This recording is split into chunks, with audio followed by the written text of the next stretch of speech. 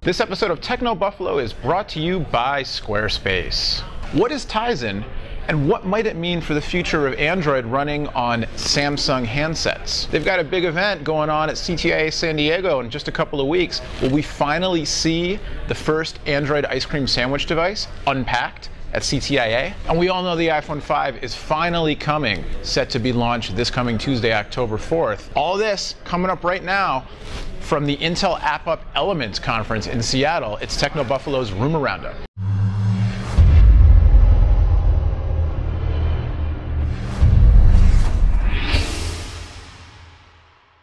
Hey, what is going on, everybody? I'm Noah Kravitz, editor-at-large for Techno Buffalo, and I am here at the Intel App Up Elements Conference in Seattle, Washington, bringing you this week's installment of Rumor Roundup. This is the Rumor Roundup for the week ending today, Friday, September 30th, 2011. This week's episode of the Roundup on Revision 3 is brought to you by Squarespace. All right, the big news coming out of this conference this week is Tizen.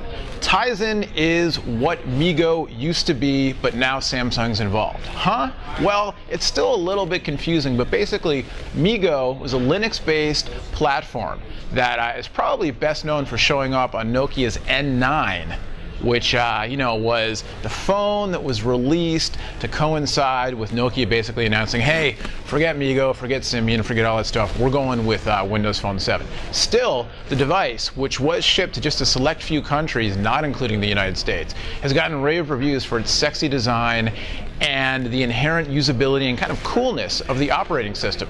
Well, Intel now has a big-time partner in the mobile space in Samsung, and they've used the App Up Elements Conference to announce the birth of Tizen.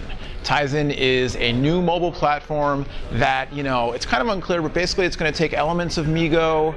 It might be built on the Samsung Bada OS kernel, kind of unsure what's going on, but the rumor here is that this all, the timing of this was not accidental. Samsung announced that Bada is going open source, and Samsung also just announced they've reached a deal with Microsoft to pay Microsoft $10 per Android phone that they make. It's part of this whole ongoing patent war thing that's threatening to take over the technology world in general. But basically Microsoft claiming that because of patent infringements, they're due a royalty on any Android phone that's sold. And they were asking for 15 bucks a phone. Samsung struck a deal, 10 bucks a phone. And on the same day they announced that, Tizen was also announced.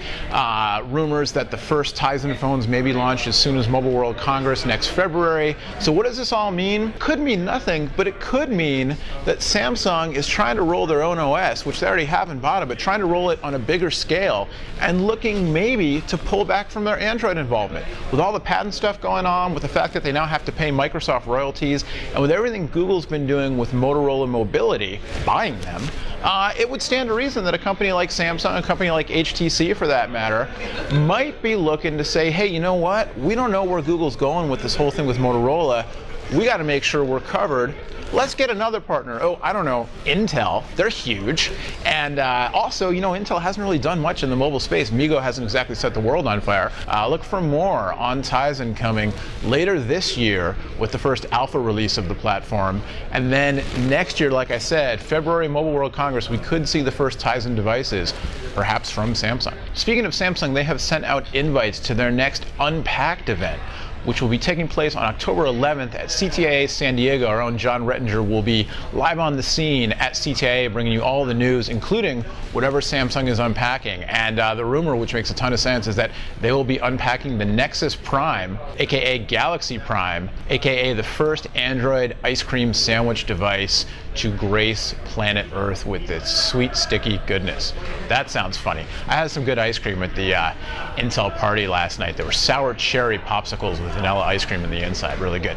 Anyway, Samsung's been doing these Unpacked events at all the big mobile shows recently, and also some of them on their own. They did one I was at in Barcelona earlier this year with the Galaxy S2 line, and now it looks like they may be unveiling the Nexus Prime. If you recall, lots of rumors about this phone, the first Android ice cream sandwich phone, really high spec device. Set to launch on Verizon Wireless first, which makes a lot of sense because the other three big US carriers, AT&T, Sprint, and T-Mobile, all have their own Galaxy S2 devices now. Verizon doesn't have one, and that may well be because they're sitting on Prime. Set to be Unpacked, according to the rumors, but I believe them, October 11th in San Diego at CTIA. Stay tuned to Techno Buffalo.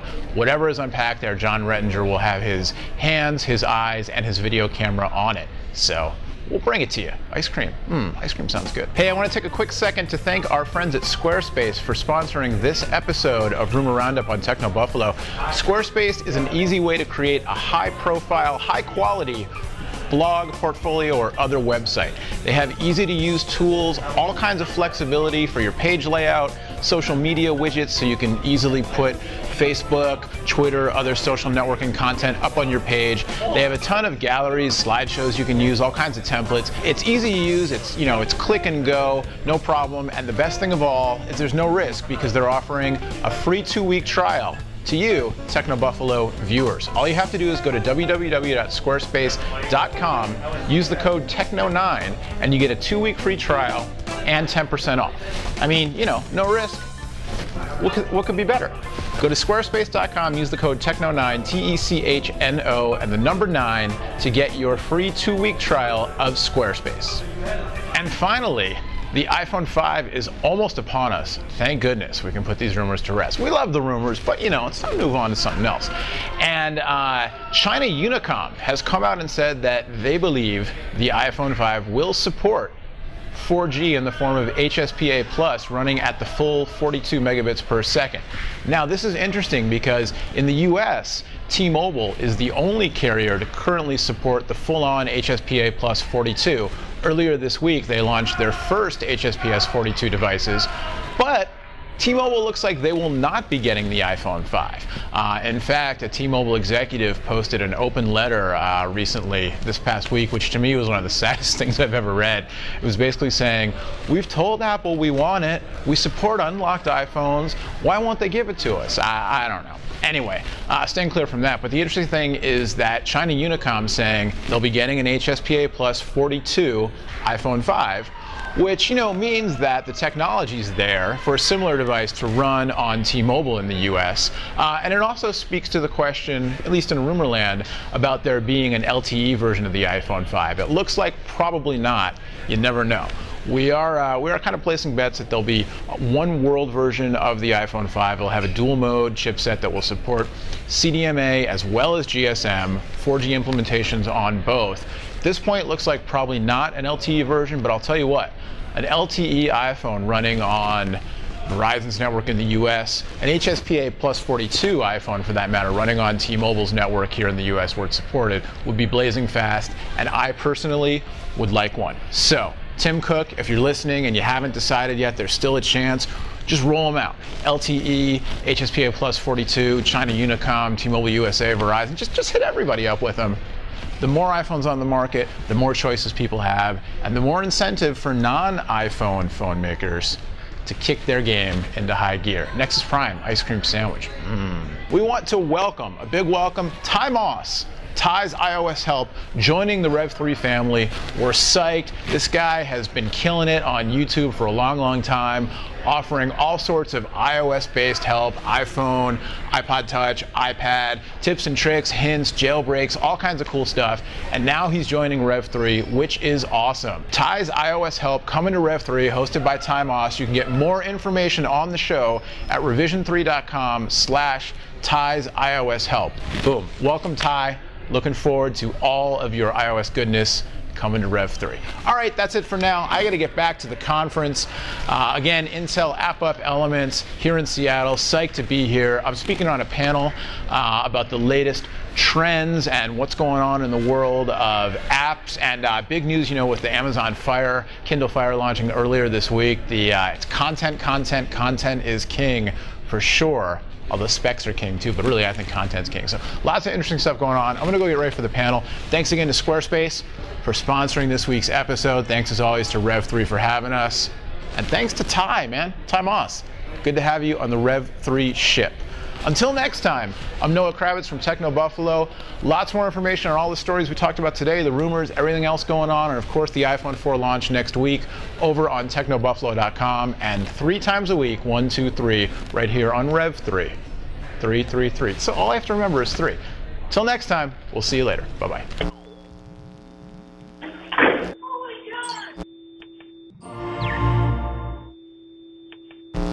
That's, you know, if I'm going to do this on the from the show, may as well, you know, get a little bit of background anyway. Yeah, so, yeah. Right on. All right, I'll see you in a little bit.